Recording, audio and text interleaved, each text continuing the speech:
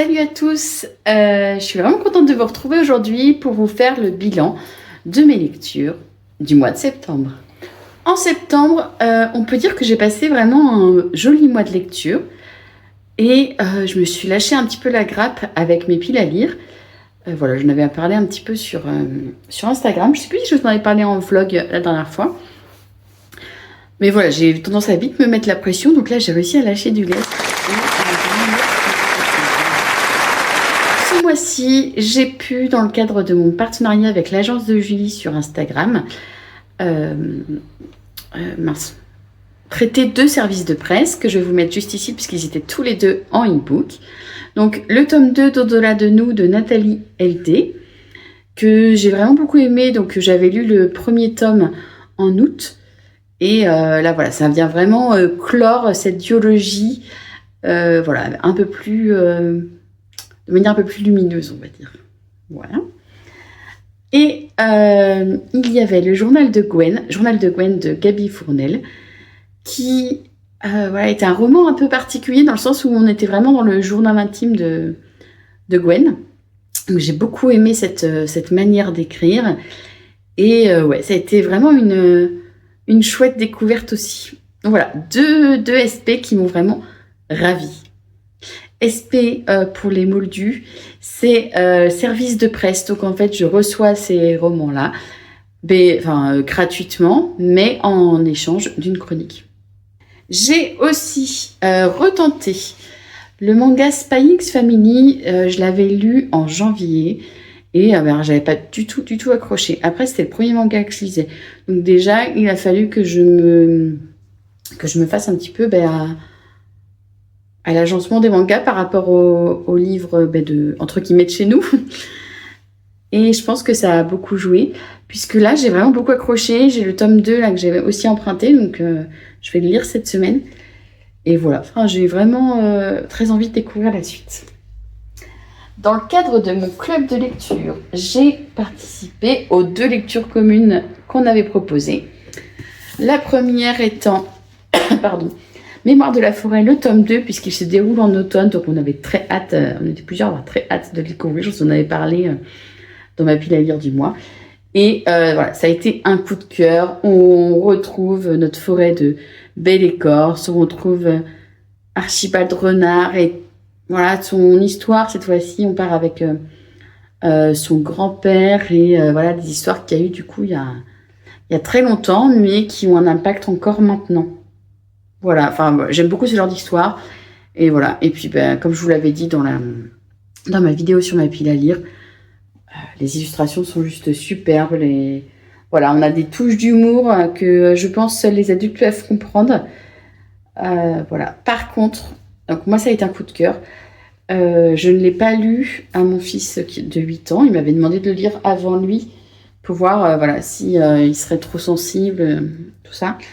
Et je trouve quand même que la thématique elle reste assez difficile pour des enfants. Voilà, en tout cas pour le mien. Voilà, on est quand même sur quand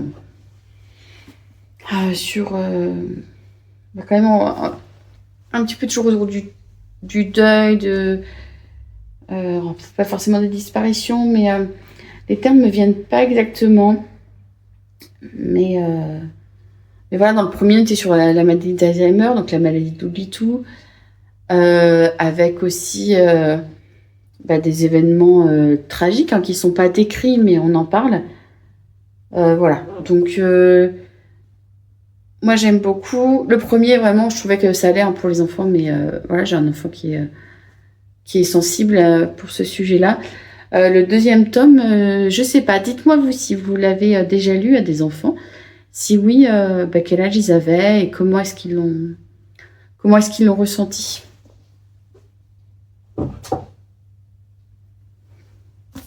Ensuite, je te l'avais dit aussi, je viens de me rendre compte que je vous dis que je mélange le tu et le vous, donc je vais essayer de rester focus, pardon. Donc comme je te l'avais dit, Algu nous a proposé de lire Jane Eyre de Charlotte Brontë. Et j'ai sauté sur l'occasion puisque c'est un classique que je n'ai jamais lu. Et voilà, ça me tentait. J'ai été malade et du coup, j'ai une infection pulmonaire, je vous l'avais dit, je te l'avais dit. Et dans cette semaine-là, en fait, j'ai pas trop réussi à lire en papier. Donc, c'est une lecture que j'ai vraiment mixée entre papier et audio. J'ai beaucoup aimé cette lecture. J'ai trouvé la plume fluide, malgré l'époque. Alors après, c'est une traduction, mais quand même. Il fait 700 pages, c'est un gros bébé. Et malgré des moments où j'ai un petit peu tiqué, comme on dit. Voilà, parce qu'il y a des choix en soi que je ne comprends pas, mais on n'est pas du tout à la même époque. Donc, en remettant dans un contexte historique qui correspond à Jane Eyre, donc on est au 19e siècle, si je dis pas de bêtises. Voilà, on peut un peu plus comprendre. Voilà, il y a un personnage que je continue à détester quand même. Mais j'ai trouvé cet ouvrage... pour moi, c'est vraiment une œuvre. Jane Eyre est une femme forte et indépendante et voilà, enfin ouais, j'ai vraiment beaucoup aimé. On va rester dans le féminisme avec mon premier essai, donc de Titiou Lecoq, que j'ai eu en e-book, donc c'est Les Grandes Oubliées, et on va parler de l'histoire avec un grand H, mais en voyant un petit peu tout ce qu'on ne nous dit pas finalement. Et notamment des femmes dont on ne nous parle pas. Enfin, moi, je sais que je n'avais pas du tout entendu parler.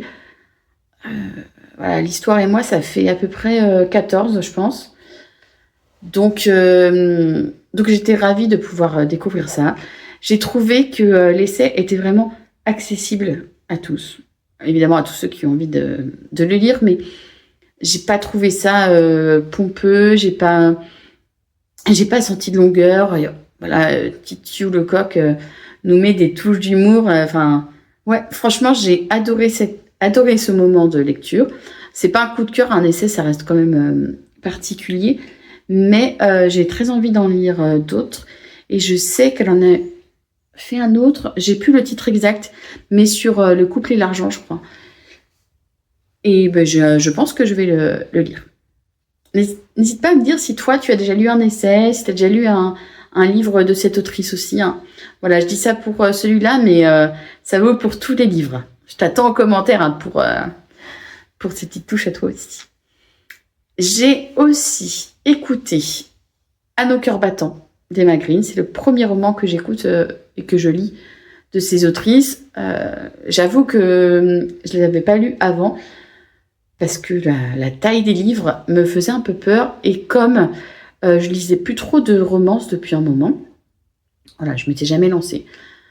Mais là, en plus, la personne qui lit l'histoire, enfin les deux personnes, puisque c'est un roman choral,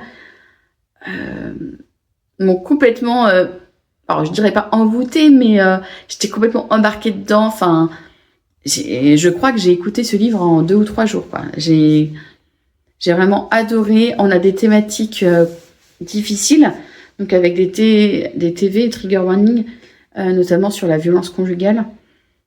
Mais alors moi, évidemment, c'est pas un thème que j'apprécie de plus, mais c'est pas un trigger pour moi. Voilà. Et donc voilà pour mon update lecture de septembre. Comme tu peux le voir, si tu as vu ma vidéo pile à lire de septembre, j'ai un petit peu dérogé à cette liste finalement. Donc il me reste encore d'autres à découvrir. J'ai aussi emprunté d'autres livres à la médiathèque. Voilà, enfin, pour octobre, je ne fais pas de pile à lire. Ça va être ma première résolution. Mais par contre, je reste dans des lectures, je pense, plus saisonnières parce que je suis un peu dans ce mood-là.